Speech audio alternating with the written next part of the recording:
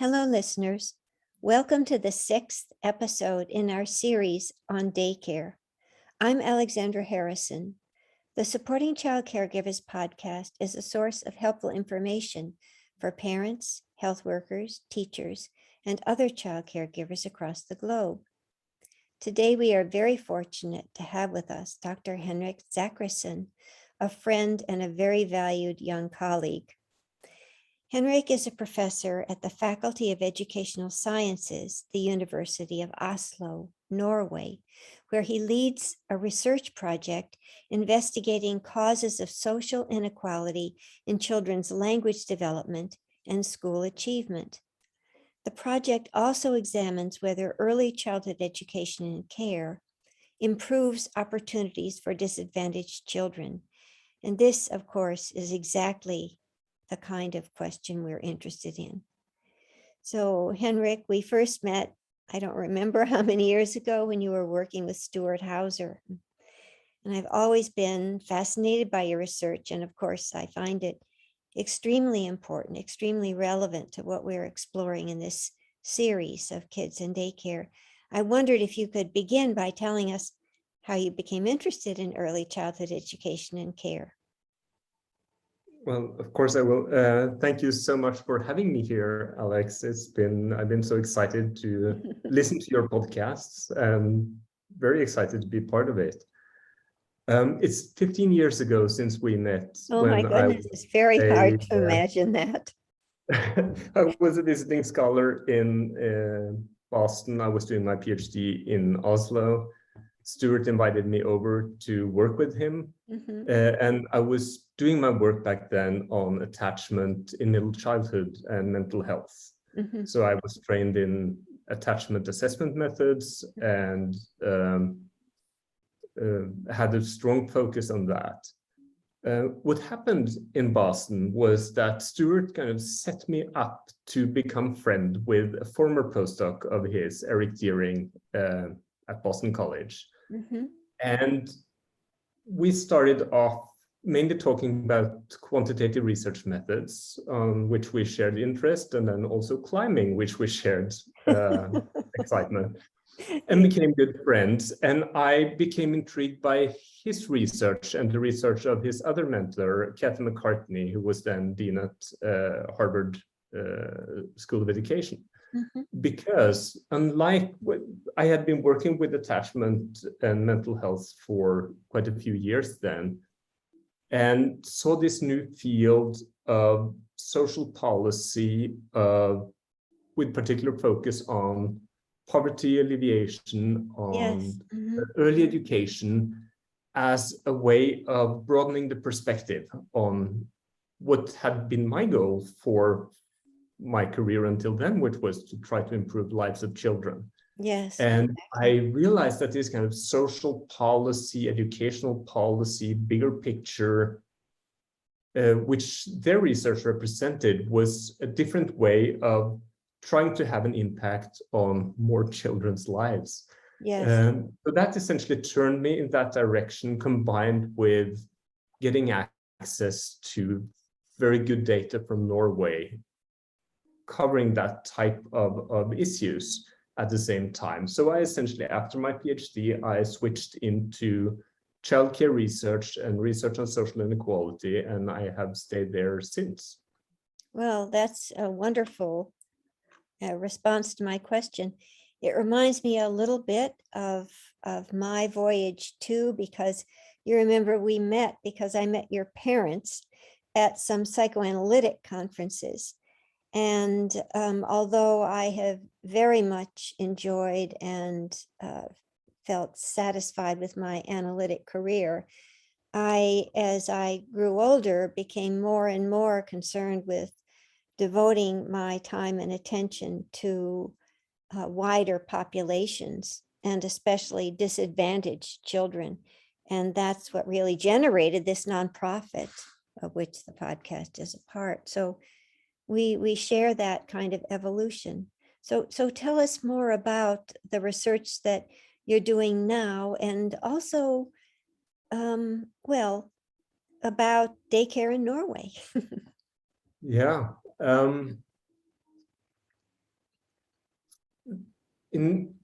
compared to at least the former interviews you have done with other scholars in this series about early education, my view is much more of a bird's eye view on early education. Which is perfect. It's perfect to get that perspective. It's complementing in that sense. But my kind of main question is, how can we as society structure ourselves in a way where we take care of the more vulnerable members of our society? Mm-hmm. And one in Norway, as in your country and everywhere in the world, children growing up in families with few financial resources are vulnerable in many respects, not in all respects, but in many respects.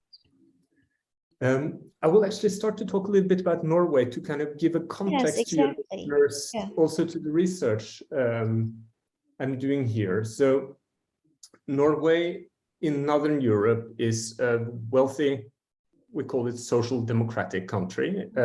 Americans tend to call it socialist, but it's not. We have a capitalist country. And think of Norway as the way in your country, schools are a public responsibility. Yes. Mm-hmm. In Norway, in addition, early education is a public responsibility. University education is a public responsibility. Healthcare is a public responsibility. So we have, in essence, a not very dissimilar system, but it's a much more extensive system in terms of having public support for the entire population. Mm-hmm. In Norway, currently, and for the last 20 years, we have had a universal public early education system, which is part of the entire education system. So early education is run by the same government department or ministry as schools and higher education. So when children are born in Norway, parents are usually entitled to a year of paid parental leave. Following that year, children have a right to attend public childcare.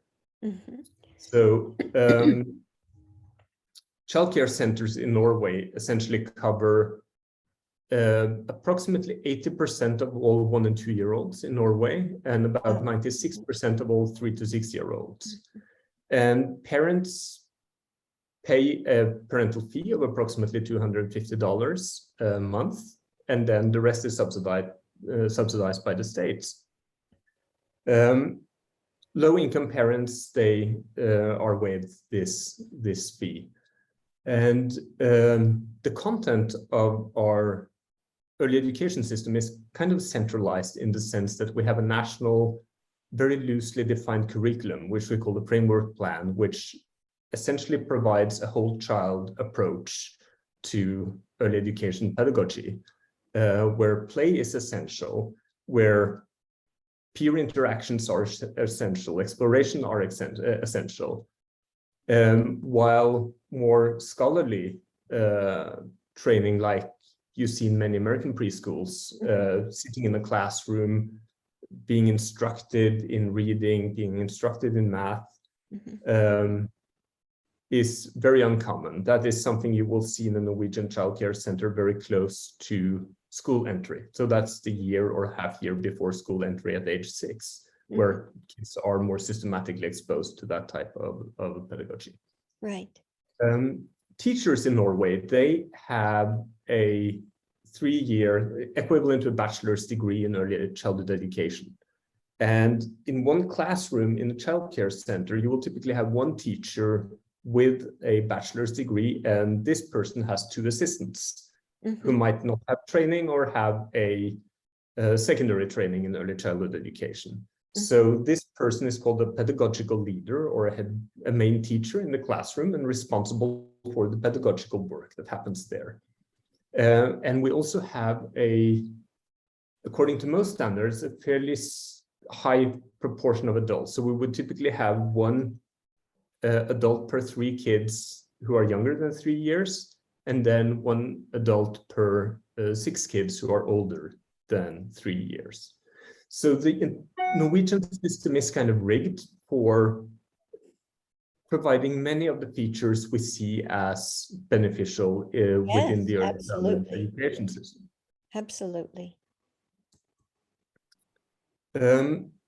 What we have been interested in, because in Norway, as in your country and most other high-income countries, there are debates around early education. Is it a good thing for one-year-olds to be separated from their parents and spending 8 hours a day in a childcare center? So part of our work has essentially been focused on exploring that question. Yes, that's really interesting and important question. Although, of course, it varies, right? I mean, 8 hours is a long time, but do all the little children in Norway who go to daycare centers stay in the center for 8 hours? Most attend for a full day. Wow. Most who attend for full day spend a little bit less than 8 hours a day, but 7-ish hours is quite common, which is a function of Norway being an economy driven by dual earners. Yes, of course. So it's very common for both parents to work. And it's common in our country too. But increasingly so, yes. We don't have the same resources in early childhood care, but go ahead. So we were kind of asking two questions. Is it good? And what is good? Is it bad? And what is bad? Kind of, so very overarching. A crucial question. And part of the kind of is it bad question has come out of research from the US, particularly studies going back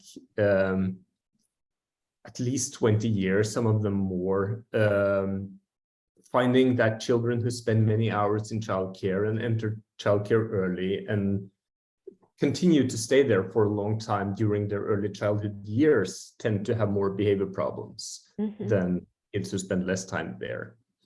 So we have, when I say we, it's primarily my friend Eric Deering and you have been working on these issues with many collaborators along the way.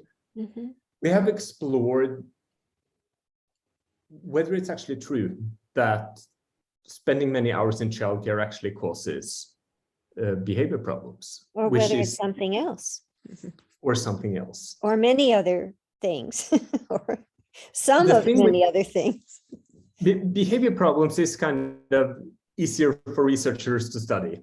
And the primary debate within the research community and the broader public has been about behavior problems. So that's been a primary focus of ours.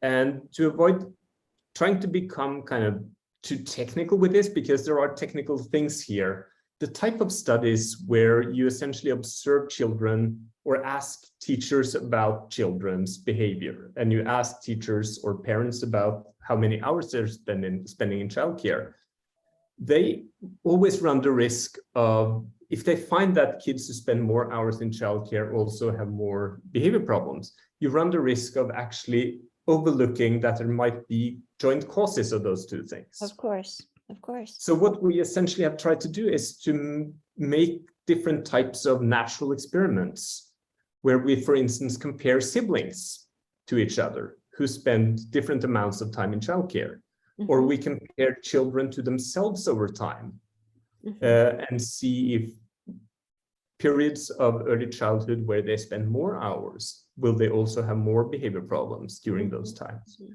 as well as other similar types of research designs. And what we essentially find, which is in fact also true among most studies from the US using this type of more sophisticated research methods, is that when childcare quantity and age of entry is probably not the cause of the behavior problems you observe. There might be something with the families who decide to have their children many hours in childcare a day. There might be other reasons why the kids display more behavior problems, but it's unlikely that childcare is the cause. And we are actually currently about to publish a paper where we do this similar exercise in 2 data sets from the US, 2 data sets from Canada, 1 data set from the Netherlands, 1 from Germany, and 1 from Norway. Wow. And across all of these different contexts with different types of data, but exactly the same underlying statistical model, we essentially find the same thing. It's not reasonable to believe that childcare quantity is causing behavior problems. So we could kind of check off, it doesn't seem for the average child to be harmful to enter early. That doesn't, of course, mean that it might not be a risk for some children. Right, of course, because one of the reasons that I can imagine is important in the development of behavior problems on the basis of not just my study, but my clinical practice is inherited dysregulation problems. And of course, that also could be a factor in parents needing to put their child into daycare if it's just too much for the parents to try to manage the child at home for a long period of time. One of the difficulties that I find in my psychodynamic colleagues is that they sort of forget about genetics or forget about neurodevelopmental problems such as placental insufficiency or difficult birth.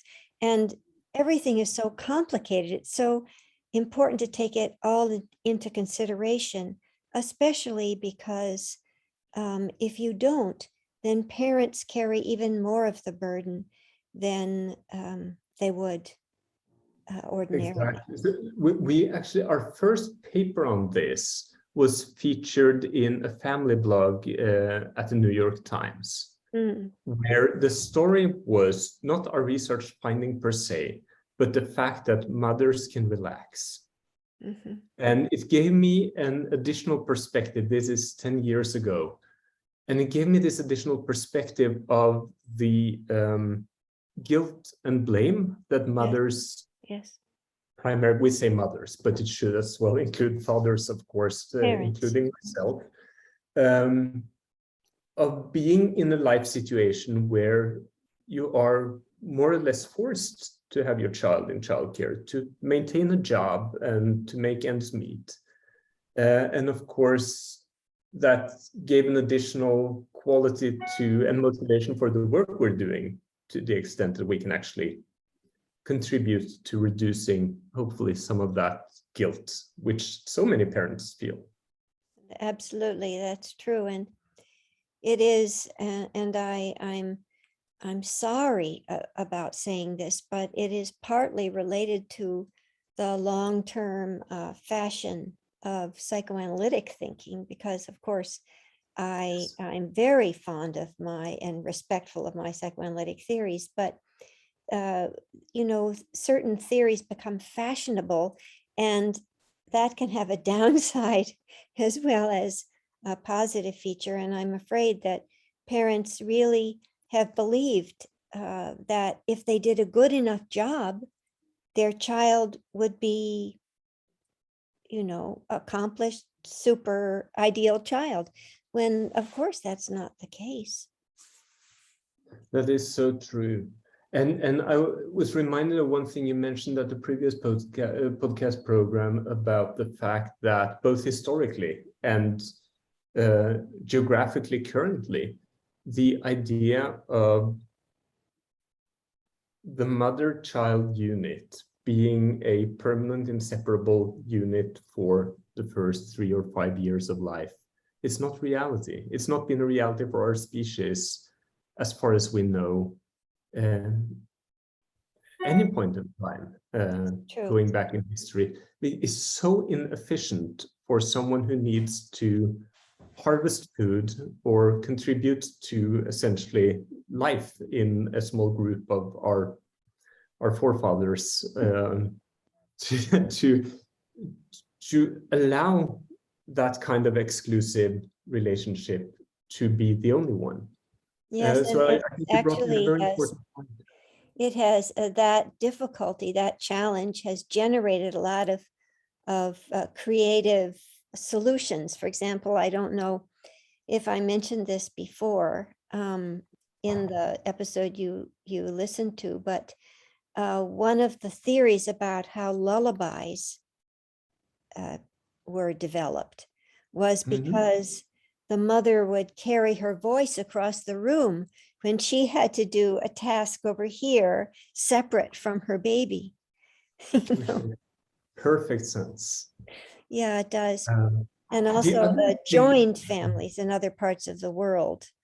Certainly in my international work, I've had the great privilege and pleasure of staying with friends who lived in joined families with multiple generations under the same roof, and watching the little children go from one family member to another, and you had a sense that their sense of security and even their sense of themselves was emerging from this rich network of relationships and not just a dyad. Exactly, which also brings in a different point I was thinking of when you mentioned kind of the neurodevelopmental part of child development, which is sometimes ignored by not only psychoanalysts, but I know. working with children. And that is peers, the children's Yes, peers. absolutely. And that is actually an area where we have found childcare to be a risk, a potential source of risk for children's behavior. So in one study I did with a former postdoc, Luisa Ribeiro, who's in Portugal now, we essentially found a way of studying the effect of individual children's aggressive behavior on being part of peer groups where there were more other children with aggressive behaviors.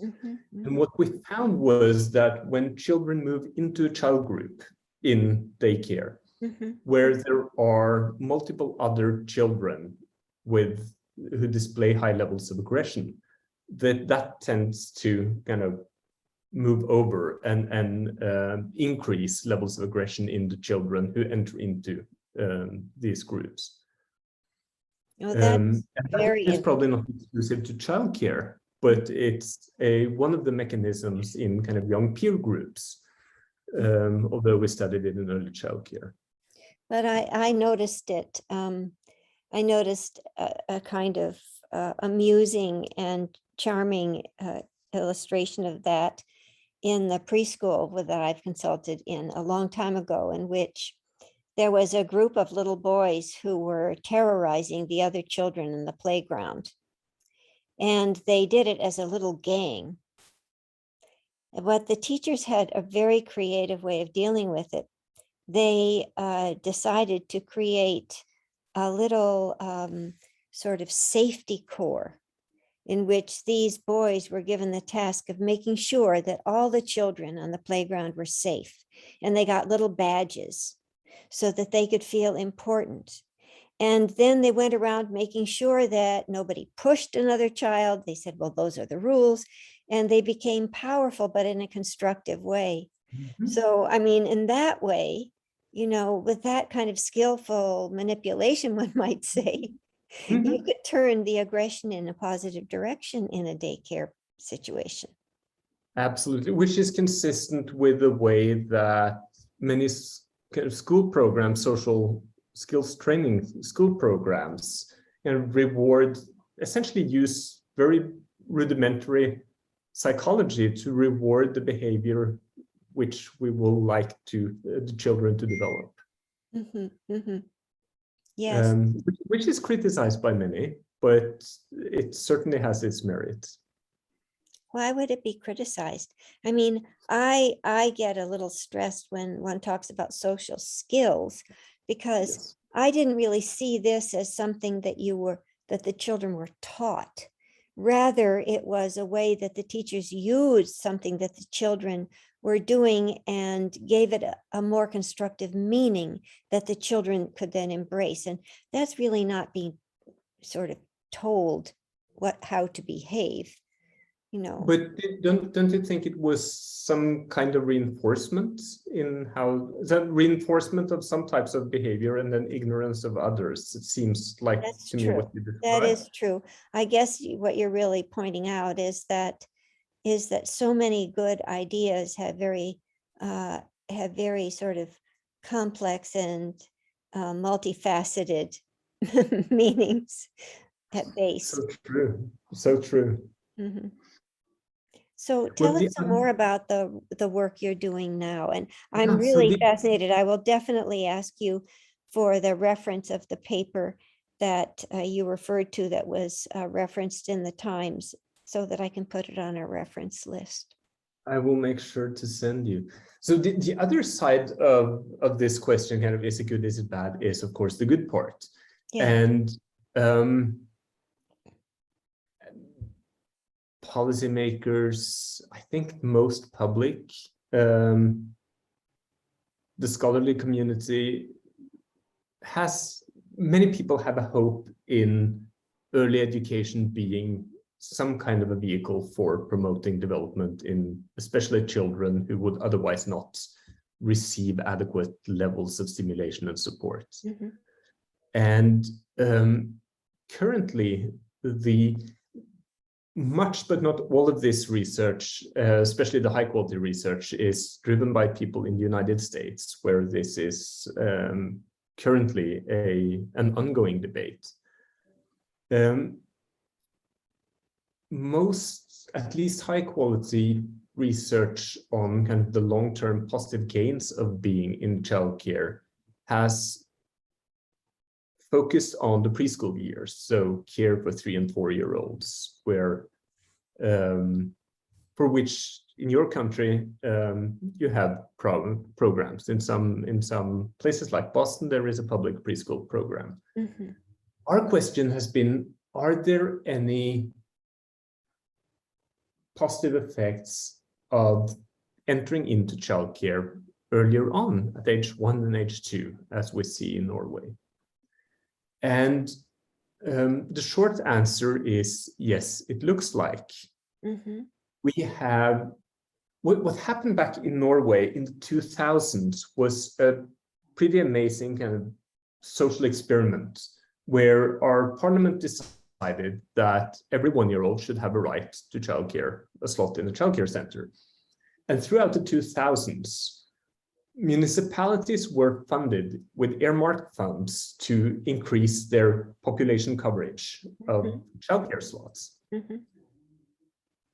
At the same time, the Institute of Public Health here in Norway conducted a huge health survey covering 10 cohorts of almost half of all kids born in Norway. So what happened was that we ended up having data for individual cohorts of children. So children born in 2002, children born in 2003 and onwards, while at the same time this enormous policy expansion was happening. Mm-hmm.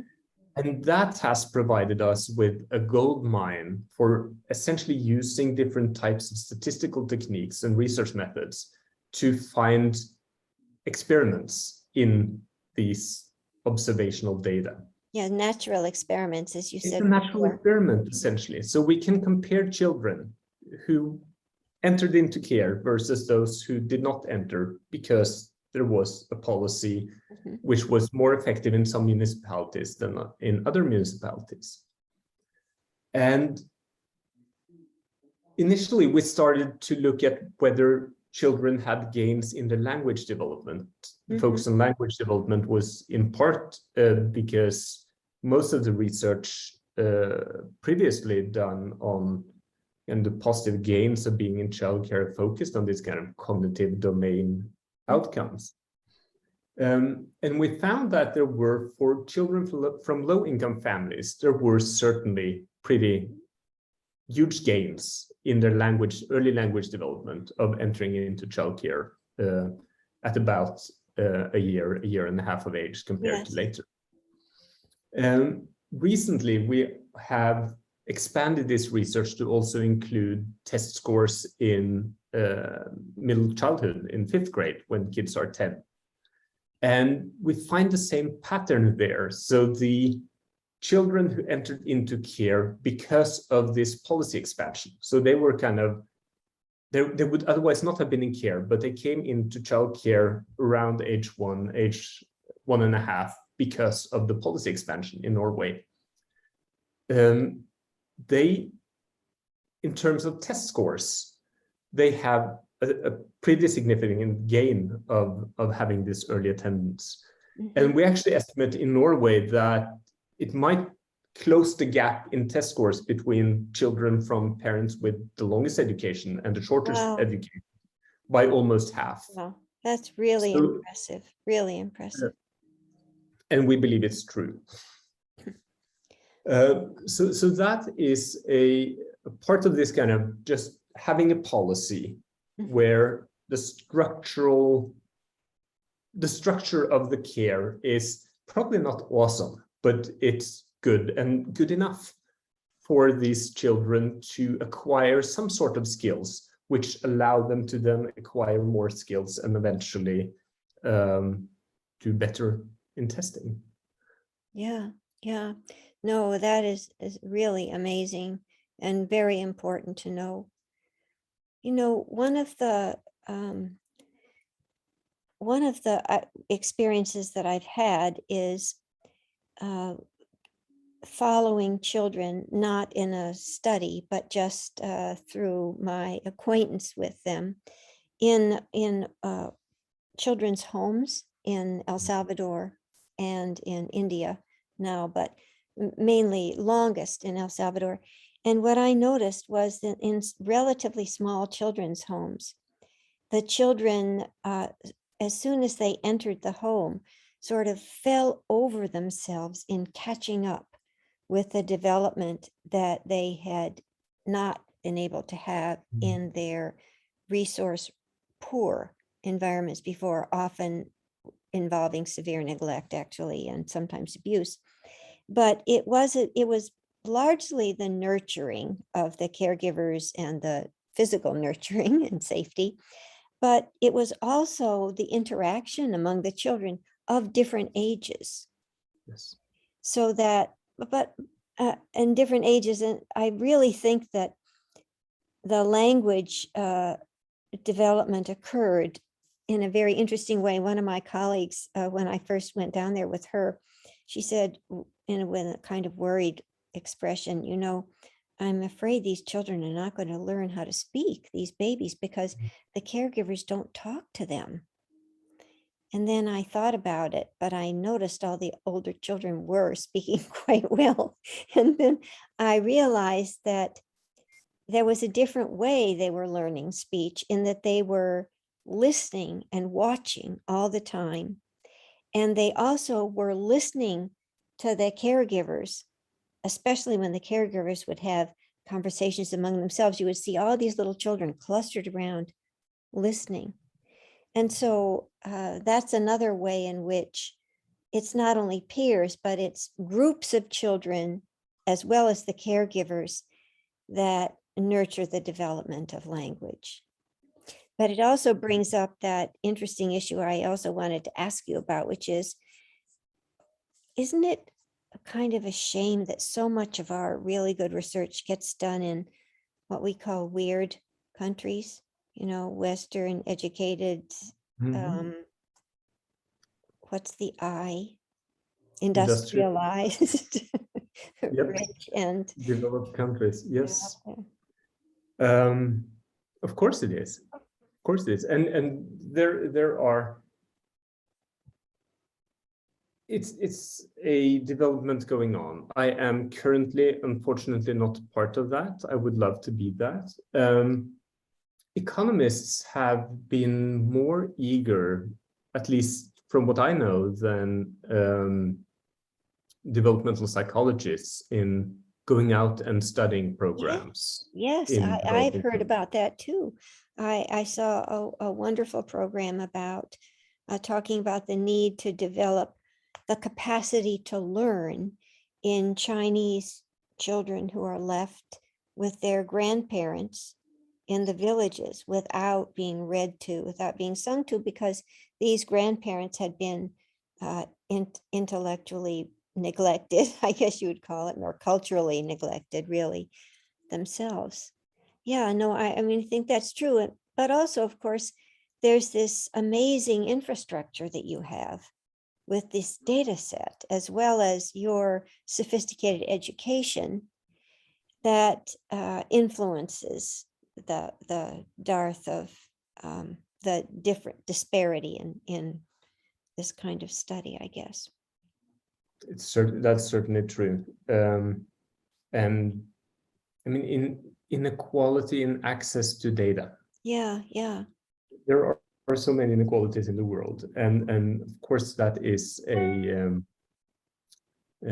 very important piece of why we're doing it. My hope, though, is, I think it's obvious that results from one of the world's richest countries per capita, Norway, cannot be directly compared. We cannot take the Norwegian childcare system. We can't move it to the US. We can't move it to El Salvador. But my hope is that we are able to understand some generalizable mechanisms from what is happening. And in some sense, I know some of my American colleagues kind of consider Norway as a greenhouse. Not